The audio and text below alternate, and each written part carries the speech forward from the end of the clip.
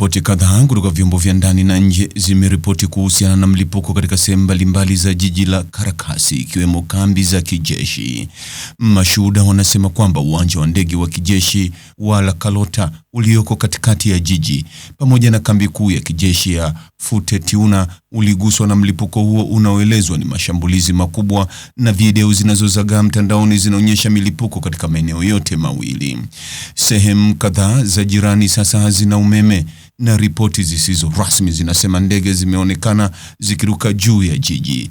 Tukio hili linafanyika wakati ambapo mvutano kati ya Marekani na Venezuela uko katika kiwango cha juu, huku Washington ikiendelea na mashambulio dhidi ya boti za haraka katika bahari ya Caribbean ambazo inadai zinabeba dawa za kulevya. Marekani inasema rais wa Venezuela Nicolas Maduro hakuingia madarakani kwa njia halali na anahusika moja kwa moja na biashara ya dawa za kulevya nchini humo.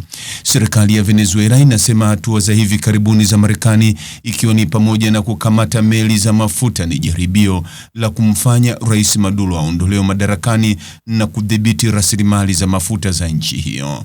Maofisa wa serikali ya Trump wameripotiwa kuwa wamepokea taarifa za mlipuko na kuhusu ndege zinazorandaranda katika anga ya Caracas asubuhi ya Jumamosi, kulingana na CBS News ya Marekani.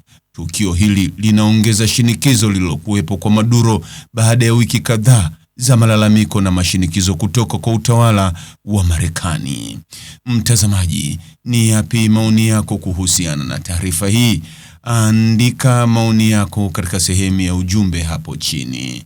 Like na subscribe pia, ili uwe wa kwanza kupata habari wa chungu tele.